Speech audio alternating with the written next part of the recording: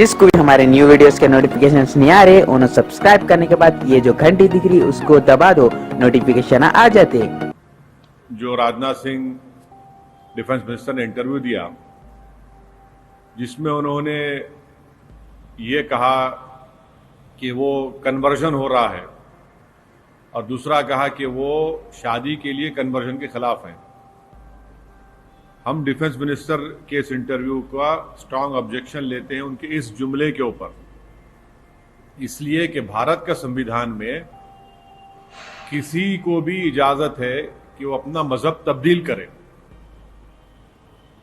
चाहे कोई हिंदू हो जाए, कोई मुसलमान हो जाए, कोई ईसाई हो जाए, बौद्ध मजहब को अपना ले या कोई सिख हो जाए। अगर कोई मजहब तब्दील करता है तो वो अपनी भारत की सिटीजनशिप को नहीं खोता है। Rajnath Singh as a defence minister अगर ये बात कह रहे हैं तो हाईली ऑब्जेक्शनेबल है।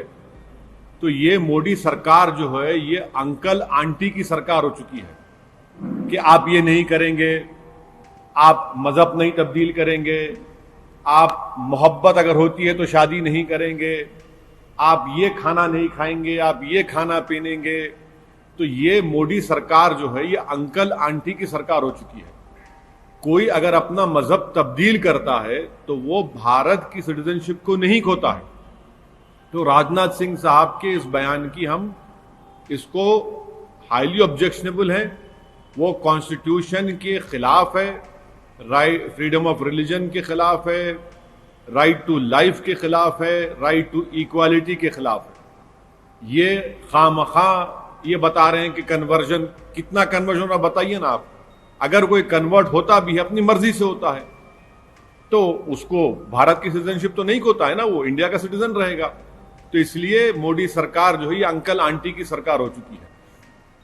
दूसरी बात यह है कि होम मिनिस्टर ने देपसांग में, गलवान वैली में, जहां पर 1000 स्क्वायर किलोमीटर के ऊपर चीन की पीएलए की फौज कब्जा करके बैठी है। हम डिफेंस मिनिस्टर ये बताने से क्यों कतरा रहे हैं कि भारत की मोदी सरकार वो 1000 स्क्वायर किलोमीटर पर जो चीन की फौज बैठी हुई है उसको कैसे हासिल करेंगे, उसके लिए उनके पास क्या स्टेप्स लेंगे। पार्लियामेंट में कहा गया था, राज्यसभा में, कि पार्टी के लीडर्स को बुलाकर ब्रीफ किया जाएगा, वो अभी तक नहीं हुआ। आखिर क्यों मोदी सरकार आप जैसे मीडिया के लोगों को क्यों नहीं लेके जाती लद्दाख के पास, क्यों नहीं लेकर जाती देपसांग वैली में, क्यों नहीं ले जाकर दिखाती कि कहां पर वो चीन की फौज कहां तक आ गई। सिर्फ इंटरव्यू देना राजनाथ सिंह। अरे राजनाथ सिंह और प्राइम मिनिस्टर से हम ये डिमांड करते हैं कि भारत की मीडिया को, चलिए उस मीडिया को लेकर चलिए कम से कम जो आपकी दिन रात तायीद करती है, उनको ले जाकर दिखाइए ना। कारगिल की जब जंग हो रही थी पाकिस्तान से तो बड़े बड़े मीडिया के लोग जाकर रिपोर्टिंग करते थे। और तीसरी बात, हमारे भारत के प्रधानमंत्री जनाब मोदी चीन का नाम लेने से कतराते क्यों हैं? चीन का नाम लीजिए ना आप। हमने अपने 16 सिपाहियों को वहां पर खो दिया। जिस जगह पर भारत के सिपाही शहीद हुए, क्या वहां पर हम पेट्रोलिंग कर सकते? नहीं कर सकते। राजनाथ सिंह को, देश को यह बताना चाहिए था कि भारत की इकोनॉमी को नरेंद्र मोदी की सरकार ने बर्बाद कर दिया और इकोनॉमी की बर्बादी की वजह से हमारी फौज के पास उनको पैसा नहीं मिल रहा है। मैं राजनाथ सिंह साहब ये क्यों नहीं बताते कि क्या हमारे पास 40 दिन का इंटेंस वॉर लड़ने का सामान है, एम्यूनेशन है। एएनआई के इंटरव्यू में डिफेंस मिनिस्टर ने 2 फ्रंट वॉर की बात की। जब 2 फ्रंट वॉर की बात की तो राजनाथ सिंह बताइए कि हम 40 दिन का असला हमारे पास है, 40 डेज का एम्यूनेशन हमारे पास है, नहीं है सिर्फ 10 दिन का असला हमारे पास है। राजनाथ सिंह ये क्यों नहीं बताते कि बहैसियत रक्षा मंत्री के उनका एक डायरेक्टिव है। क्या डायरेक्टिव है कि 40 दिन का इंटेंस एक्सपेंडिचर होगा, आपके पास 10 दिन का एम्यूनेशन लड़ने के लिए। 2 फ्रंट वॉर की आप बात करते हैं। राजनाथ सिंह ये बता दें कि नेवी ने कहा था कि हमको 200 शिप्स की जरूरत है। आज क्यों डिफेंस मिनिस्टर 175 नेवी शिप्स की बात कर रहे? क्वाड करके क्वाड आके लड़ेगा हमारी लड़ाई? हमारे सिपाहियों के पास राइफल नहीं है।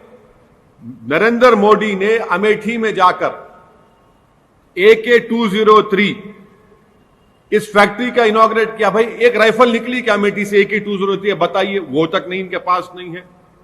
आप साजो साम, जनरल कंडूरी की रिपोर्ट है स्टैंडिंग कमेटी की, वो बीजेपी के चीफ मिनिस्टर रह चुके हैं, जनरल है, उनकी रिपोर्ट है। तो हर महाज पर राजनाथ सिंह साहब जो टू फ्रंट वॉर की बात करते हैं, अरे भाई आप चीन को दबाइए ना। आप चीन को नहीं दबाएंगे, आपकी सरकार दबाएगी किसानों को, आपकी सरकार दबाएगी जो सीए के खिलाफ प्रोटेस्ट करते हैं। चीन को दबाइए ना, 1000 स्क्वायर किलोमीटर हासिल करिए। मैं ऑन रिकॉर्ड कह रहा हूं कि चीन 1000 स्क्वायर किलोमीटर कब्जा करके बैठा है। तीसरी बात जो आप, और एक सवाल क्या था आपका?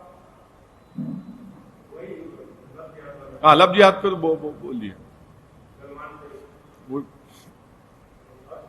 सर, आप मीडिया के साथ साथ क्या आप सोचते हैं कि एक पार्लियामेंट पार्टी को भी ले जाया जाए? आप भी जाना चाहेंगे वहां पे? अरे नेकी और पूछ पूछ, हमको लेके जाइए और हम आपको अपने साथ लेकर जाएंगे। अरे हमको लेके मत जाइए, कम से कम मीडिया को तो लेके जाकर दिखाइए ना। क्यों नहीं, बात ही नहीं कर रहे। 8 महीने से चीन कब्जा करके बैठा है। अब जैसे ही मार्च अप्रैल आएगा, जब बर्फ पिघल जाएगी, फिर चीन गड़बड़ करेगा वहां पर। आखिर ये सरकार, प्रधानमंत्री चीन का नाम लेने से क्यों डरते हैं? बोलना चाहिए ना। आप तमाम को लेकर जाइए ना, छोड़िए, हमारे को छोड़िए, हम तो एंटी नेशनल हैं, क्या क्या बोलते हैं, छोड़िए जो भी है। आपको लेकर जाइए, आप लोग तो देशभक्त हैं, आप तो माशाल्लाह से मोदी सरकार की तारीफ भी करते हैं आप लोग। आपको लेकर जाइए ना, ले जाकर दिखाइए वहां पर क्या हो रहा है, किस हाल में हमारी जमीन पर चीन बैठा हुआ है।